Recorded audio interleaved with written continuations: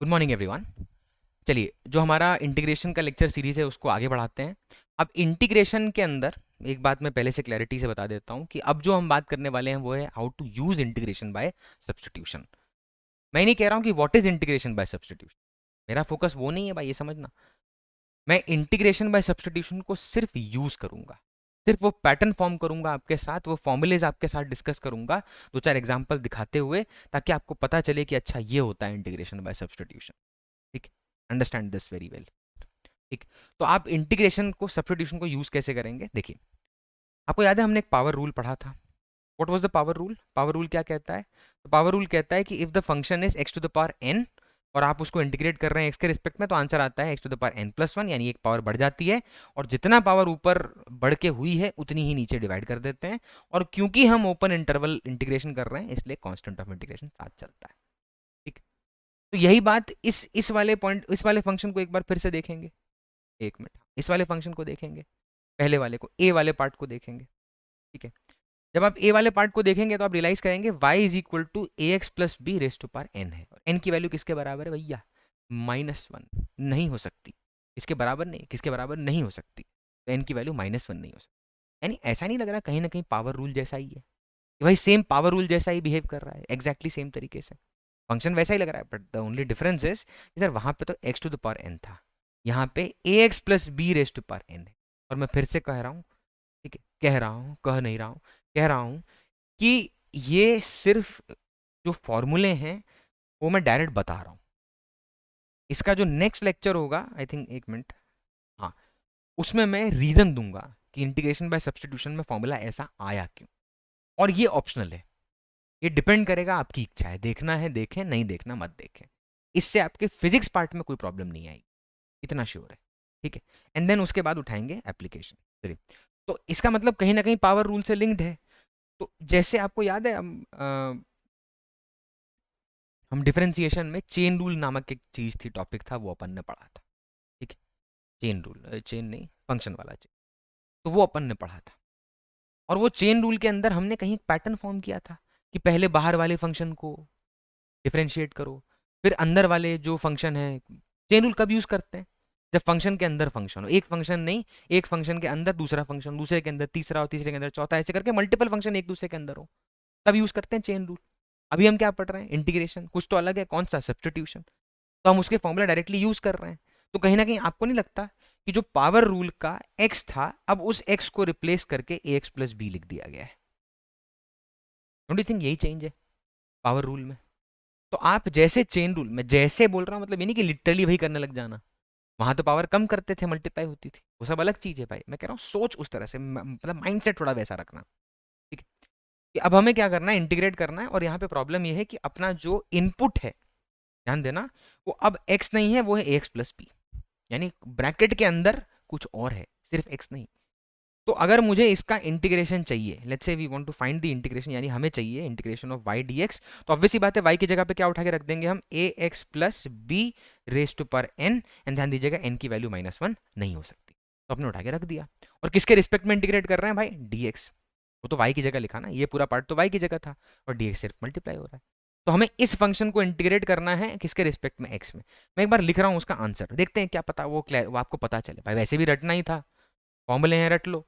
ठीक है, लेकिन आप उस रटने की प्रोसेस में अगर थोड़ा बहुत क्लैरिटी रख पाएंगे तो क्या है, एग्जाम के प्रेशराइज सिचुएशन में गलतियां कम होती। अभी जो चीज़ आप पढ़ रहे हैं, जिस कंफर्ट से, जिस तरीके से आप सुन रहे हैं, सोचिए एग्जाम में दिमाग की किस सिचुएशन में होगा, किस किस हाल में हो रहा है। उसमें तो आदमी सर खुजा रहा है तो खुजा खुजा के तेल निकाल दे कुछ देर बाद, उस एंजाइटी में रहता है। ठीक है, और अभी आप एकदम काम एंड कंपोज्ड हैं, तो कंफर्टेबल सिचुएशन में डील कर रहे हैं, तब सेम फीलिंग आ रही है, और तब जब एग्जाम के पॉइंट ऑफ व्यू से करेंगे तब सेम आएगी? Not necessary. इसीलिए उसके लिए प्रिपेयर होना है। ठीक है, तो अब मान लीजिए फंक्शन ऐसा है, a x plus b raise to power n d x, इस तरह का फंक्शन है। अब मुझे इसको इंटीग्रेट कैसे करना है? तो मैं क्या कर रहा हूँ, मैं उसका फॉर्मूला लिखता हूँ पहले, मैं उसका एंड रिजल्ट लिखता हूँ पहले। ठीक है, I am writing the end result first, so that एक कहीं ना कहीं कनेक्ट हो पाए तो अच्छी बात है।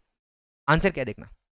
A x plus b raise to power n plus one upon n plus one. X plus b raise to power n plus one upon n plus one. यानी जैसे x to the power n के साथ नहीं करते थे, x to the power n के साथ क्या करते थे, उसके साथ करते थे x to the power n plus one upon n plus one, यही करते थे। तो यहाँ पे भी वही किया, एक्स ब्रैकेट के अंदर क्या अपने को क्या मालूम, क्या है भाई ब्रैकेट के अंदर क्या अपने को क्या मालूम, तो ब्रैकेट के अंदर एक्स प्लस बी है, बट अपन तो पावर रूल मान के किया, तो x to the power n plus one upon n plus one कर दिया, ये रहा भाई। ठीक है, और एन की वैल्यू माइनस वन नहीं हो सकती, बिल्कुल एन की वैल्यू माइनस वन नहीं हो सकती। ठीक, अब एन ये पर्टिकुलर फॉर्मूला है और लगा देंगे कांस्टेंट ऑफ इंटीग्रेशन, बट अभी काम खत्म नहीं हुआ। ठीक है, अब नेक्स्ट स्टेप क्या है, अब आप ब्रैकेट के अंदर गए, तो ब्रैकेट के अंदर आपको क्या मिला, तो ब्रैकेट के अंदर आपको मिला a x plus b. Simple, a x plus b का डिफरेंशिएशन कर एक बार 2 मिनट सोच, ए एक्स प्लस बी का डिफरेंशिएशन बता क्या आएगा, what will be d y by d x. तो अलग से लिखता हूँ, यहाँ लिखूंगा तो अब वही वो y तो यही मतलब आप यही मान लेंगे ना फिर y, इसीलिए सुनना, मान लें अगर y is equal to a x plus b है, ये अलग है यहाँ, 2 मिनट जाते हैं वापस। तो मुझे बताओ d y by d x क्या होगा, what will be d y by d x, तो d y by d x होगा a, क्योंकि x का डिफरेंशियल 1 और b का डिफरेंशियल 0, तो आंसर बचा a, यानी d y by d x क्या आएगा a। अच्छा, अब चेन रूल में जब आप ब्रैकेट के अंदर जाते थे तो जो भी आपको डिफरेंशिएट करने से मिलता था आप उसको मल्टीप्लाई करते थे, क्या करते थे, मल्टीप्लाई। यहां पे बस एक काम कर, मल्टीप्लाई मत कर, यहां पे उस चीज को डिवाइड करते, क्या करते भाई, डिवाइड कर दे, बस डिवाइड करते। यहां पे a x plus b raise to power n plus one upon n plus one power rule लगाया, और जो इस पर्टिकुलर चीज को डिफरेंशिएट करने से मिल रहा था उसको मल्टीप्लाई ना करके डिवाइड कर दिया, सॉरी डिवाइड कर, मैं और नीचे दिखाया, ठीक है, डिवाइड कर दिया एक, तो a x plus b raise to पर n plus one upon a into n plus one, यानी अगर मैं और एक कांस्टेंट ऑफ इंटीग्रेशन लगा दिया तसल्ली के लिए कि हाँ भाई जो पढ़ रहे हैं वो ओपन इंटरवल है। अच्छा, अब इसको समझो, तो मैं इसको एक फॉर्मूला की तरह बोलता हूँ, सुनना ध्यान से। If the function is y is equal to x plus b raise to power n, where n can not be -1, power rule के हिसाब से आंसर आएगा ए एक्स प्लस बी जो भी फंक्शन था raise to power n plus one upon n plus one, and नीचे denominator में आएगा कोइफिशिएंट ऑफ x, क्या आएगा भाई, coefficient of x, coefficient of x। अच्छा, अब एक बात और, वापस आ, नोटिस कर, ये जो इस फंक्शन के अंदर अपन ने लिखा ए एक्स प्लस बी, इस ए एक्स प्लस बी में x की पावर बोल क्या है, बोल क्या है, x की पावर क्या है, 1। तो ये जो मेथड हम सीख रहे हैं सब्स्टिट्यूशन, ये बहुत ही रिस्ट्रिक्टिव तरीके से बात हो रही है, यहाँ पे x की पावर क्या है, 1 ही हो सकती है। आप देखो ये वाले फंक्शन को देख, साइन के अंदर क्या लिखा है, ए एक्स प्लस बी, बोल x की पावर क्या है, 1। यहाँ देख कॉस के अंदर क्या लिखा है, ए एक्स प्लस बी, बोल x की पावर क्या है, 1। नेक्स्ट एग्जाम्पल दिखाऊंगा मैं, ई रेस टू पर ए एक्स, बोल x की पावर क्या है, 1। y is equal to 1 upon x plus b, बोल x की पावर क्या है, 1। यानी सिर्फ x की पावर 1 के लिए वैलिड है, क्यों, बिकॉज जब ए एक्स प्लस बी को डिफरेंशिएट करेंगे तो क्या मिलेगा, a, यानी that coefficient of x will be remaining, और उसी को अपन क्या कर रहे हैं, पावर रूल में यहां पर लाके अपन ने डिवाइड कर दिया, क्या कर दिया भाई, डिवाइड कर दिया। Let me give you an example, 2 minute में समझ आ जाएगी ये बात। लेट्स से फंक्शन है -3x plus 7 raise to power 4, और मुझे चाहिए इंटीग्रेशन ऑफ y dx, ये चाहिए मुझे, तो y की जगह पे क्या लिख दूंगा, -3x plus 7 raise to power 4 multiplied by d x. चलिए इसका आंसर बताइए जल्दी से क्या होगा। तो अभी जो आइडेंटिटी देखी उसके हिसाब से, जो आपका सब्स्टिट्यूशन मेथड का आंसर देखा उसके हिसाब से क्या आंसर है, तो पहले अंदर जो लिखा है माइनस प्लस मतलब -3x प्लस 7, उसको छेड़ने की जरूरत नहीं है, और एक पावर बढ़ा देते हैं 4 प्लस 1, नीचे भी क्या करते हैं, एक पावर बढ़ा देते हैं 4 प्लस 1, ठीक। और ये तो हुआ पावर रूल का, अब क्या चीज बच गया, तो कोएफिशिएंट ऑफ x कितना है, वो है -3, तो -3 डिवाइड कर दिया बस, और यहाँ पे लगा दिया कांस्टेंट ऑफ इंटीग्रेशन। यानी थोड़ा सा रीअरेंज करते हैं इसको, तो आंसर आएगा -3x plus 7 raise to power 5, ठीक है, तो ये 4 प्लस 1 कितना हो जाएगा, 5, 5 इंटू 3, तो -15 विल बी आंसर, नीचे आ जाएगा, और प्लस कांस्टेंट ऑफ इंटीग्रेशन, ये आपका आंसर है। अब चिंता मत करो कि सर इसको ओपन कैसे करेंगे और फर्दर सिंप्लीफाई हो सकता है क्या, ये सब नहीं लोड है, मैथ्स में टूल है, टूल को सीख पहले, इतना कॉम्प्लेक्सिटी वैसे भी कोई नहीं पूछने वाला बहुत, फिजिक्स में इंटीग्रेशन टूल के फॉर्म में कॉम्प्लेक्सिटी कभी नहीं देगा, ठीक है, जो दिक्कत देगा वो फिजिक्स ही देगा, ठीक। तो अब आप ये वाले पॉइंट को अगर समझ गए हैं तो नेक्स्ट वाले थोड़े जल्दी होंगे। तो अगर मान लीजिए अब मुझे सेकंड वाला देखना, y इज इक्वल टू क्या है, sine of a x plus b. अब मुझे y is equal to sine of x plus b अगर निकालना है तो सबसे पहले मुझे चाहिए इंटीग्रेशन, यानी इंटीग्रेशन ऑफ y dx, और मैं इसमें y की जगह पुट करता हूँ sine of a x plus b multiplied by d x, और यहाँ लगाया। चलिए इसका आंसर लिखें सीधा, can we write the answer direct. बोल साइन का इंटीग्रल क्या होता है? साइन का इंटीग्रल होता है माइनस कॉस, तो ब्रैकेट के बाहर रहने पे आंसर मिला minus cos x plus b divided by, क्या डिवाइड करेंगे भाई? सर इससे पहले तो कभी डिवाइड नहीं किया था। अरे तो किया ना, इसमें पावर रूल लगाने के बाद लास्ट में कोएफिशिएंट ऑफ एक्स क्या किया? डिवाइड किया। वैसे ही यहाँ पे साइन रूल लगाने के बाद आंसर लिख दिया minus cos of x plus b. क्या डिवाइड करना है? अरे चेन रूल में डिफरेंशिएशन में अंदर वाले पार्ट को डिफरेंशिएट करके मल्टीप्लाई करते थे, यहाँ क्या करेंगे? डिवाइड। क्या डिवाइड करेंगे बताओ?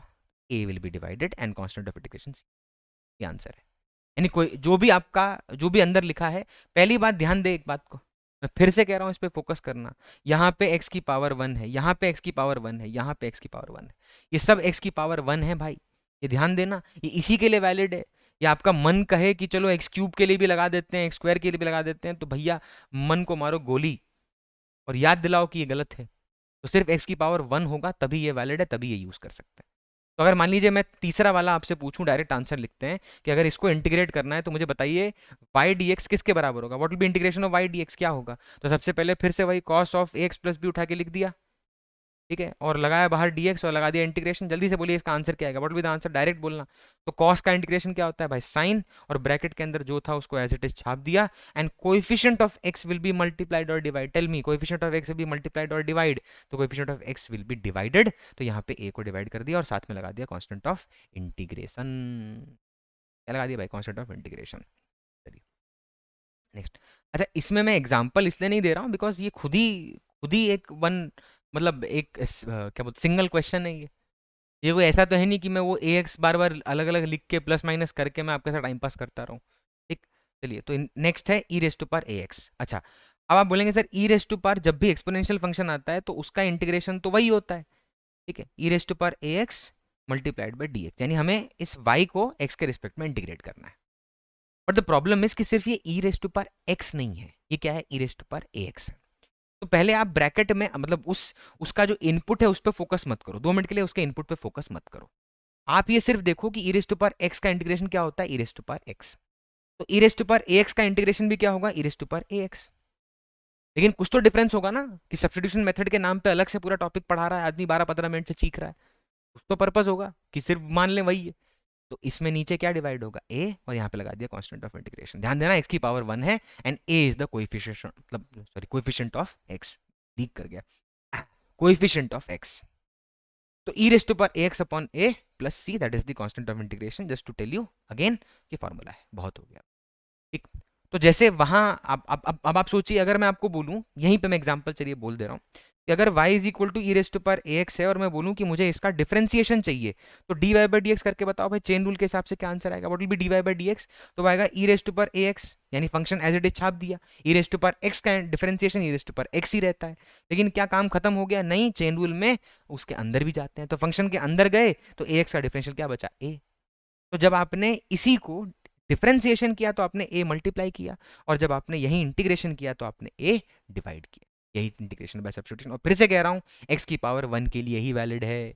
अगर यहाँ e raise to power ax square होता, ax क्यूब होता, ये रेस टू पावर 1/2 होता, तो ये एप्लीकेबल नहीं होता। इसीलिए अपना इंटीग्रेशन थोड़ा सा रिस्ट्रिक्टिव है, ऐसे जो मन करे डिफरेंशिएशन में जहां ले जाना है, जो फंक्शन बनाना है बना के कर लो, ऐसे नहीं चलता। चलिए लास्ट वाले पॉइंट पे आ रहे हैं। अब यहाँ पे देखिए y is equal to 1 upon a x plus b है। कुछ वैसा नहीं फील हो रहा? लॉगरिथमिक वाला जैसा नहीं फील हो रहा कि y is equal to 1/x? अरे 1/x का इंटीग्रल बोल क्या होता है? तो वो होता है ln x, लॉगरिथमिक, ठीक है, नेचुरल, आपका बेस पे लॉग फंक्शन आता है। तो कुछ वैसा ही नहीं लग रहा कि वही x की जगह पे अब लिख दिया ax प्लस बी। x की पावर क्या है यहाँ पर? x की पावर 1 है, कोएफिशिएंट a है और प्लस b कर रखा है। तो अगर मान लीजिए इसका इंटीग्रेशन चाहिए, लेट्स से इसका इंटीग्रेशन चाहिए, तो इसका इंटीग्रेशन यहाँ पे देखना कैसे कर रहे हैं। तो अपने को चाहिए integration of y dx, y की जगह पे लिखा अपन ने 1 upon a x plus B, 1 upon a x plus B, और इससे मल्टीप्लाई किया अपन ने dx को, और इसका आंसर क्या आएगा? What will be the answer for this? क्या आंसर होगा? डायरेक्ट बोल सकते हो क्या? तो मैं बोल रहा हूँ, देखना, dx अपॉन x का इंटीग्रेशन क्या आता था? ln, आंख बंद किया, मतलब देखना तो पड़ेगा, बिना सोचे सॉरी लिख दिया ए एक्स प्लस बी। और नीचे डिवाइड कर दिया ए और लगा दिया कांस्टेंट ऑफ इंटीग्रेशन, खत्म। अरे 1/x का इंटीग्रेशन क्या होता है, ln x। तो as it is x plus b छाप दिया, और अंदर क्या था, x plus b, what was the coefficient of x, that was a. So multiply करना है कि डिवाइड, बाय डिफरेंशिएट नहीं, क्या ये इंटीग्रेट, तो क्या करेंगे, कोएफिशिएंट को डिवाइड कर, ठीक। तो दिस वाज आपका इंटीग्रेशन बाय सब्स्टिट्यूशन, लेकिन ये सिर्फ उसका फॉर्मूलेज हैं। नेक्स्ट वाला लेक्चर जो होगा उसमें मैं आपको बताऊंगा कि सब्स्टिट्यूशन मेथड का आंसर वैसा क्यों आया, ठीक। और ये ऑप्शनल है, देखना आपके लिए। चलिए नेक्स्ट क्लास में कंटिन्यू करें।